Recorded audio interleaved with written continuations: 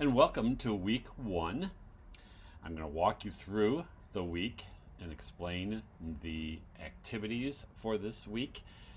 You are viewing the video, which is the very first one. You've already probably looked at the course overview video, which I hope you've done, so you have a better explanation of the entire course.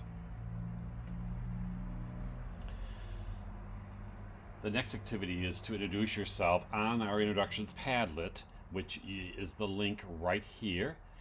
I would like you to post a photo or a video and share a children's book from your childhood. And then you're to read at least 2 of your colleagues' postings and comment. You can comment on mine as well. I have already posted my picture and a little information about myself and the book that was my favorite from childhood. We're going to take a look at some history of children's literature. So using information from chapter 1 of our textbook, which I have copied here, and I've used copyright laws because you only can copy 10%, and this is less than 10%. You're going to create a timeline of history of children's literature. So you may use a website such as timetoast.com or create your own timeline. Just make sure it looks professional. You're going to post your timeline in this Dropbox. This is the copy of the chapter that you can download. I won't be copying any of the other chapters, so please make sure you do get a hold of the book because we will be using it during the semester. We're going to take a look at the 8 genres of children's literature. So in that first chapter, you will see 8 genres of children's literature. What I'd like you to do is to list those genres, describe each of those in your own words, and then add an image of a book that would be an example of that genre. Of course, you're going to post your work in this Dropbox. Our first book for our literacy circle is a touchstone book. Those are books, they're also called milestone, but they're major books that happened along the way that have become very popular. So in your literacy circle, you're going to select a touchstone book or a milestone book, as they're also called, from the list below. Here are the titles that you can pick from. If you decide to select as a group a picture book, then you should read 3 picture books. If your literacy circle decides on a chapter book or a novel, only 1 needs to be read, and you will discuss this book in your literacy circle in week 2, not this week, but the following week.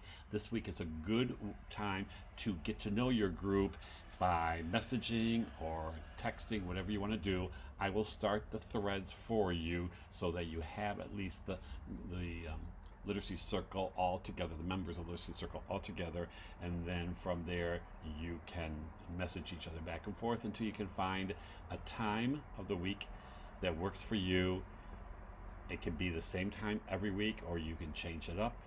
And then you need to also select a leader for your literacy group that will not just lead every single group, but you'll decide which week you will lead. And everyone needs to take a turn reading. I think there are like 7 people in a group, maybe 6 in one group. So that's 8 times, and 2 people, 1 person will have to lead twice. Again, remember to use Zoom from the Blackboard quick links. When you click onto the portal and go to the quick links, look down for Zoom. Use that one. It's free, and it's also no time limit on it, so you can go longer than 40 minutes. And then you can also record using that in case I can't get to your group for some reason. Last but not least is the interest inventory. Now, this is an optional. You do not need to do this unless you like to have some extra credit. I will love to give extra credit, and I will be doing that quite often with you, especially if you have exceeded my expectations for some work that you've done. I will give you extra credit. I believe in that. I believe you should be paid for what you do in regards to going above and beyond the Call of Duty, as I would say. So anyways, you can view mine as the exemplar. It's right here. And then here is the template for yours. Only complete the questions you feel comfortable with. If you don't feel comfortable with a question, you do not need to respond. Teachers use items like this, instruments like this, to get to know their students better. If they're young students, maybe a parent will fill it out. If it's an older student, they can do it on their own. And I always tell them, just fill out the information you'd like to provide for me. I just want to get to know you better. Here's mine so you get to know me better. If you have questions, ask a colleague, ask a member of your literacy circle, and then me. If you can't get to a colleague or a member of your literacy circle, then certainly ask me, and I'll try to respond as quick as I can. I wish you much success this week, and I'll see you online.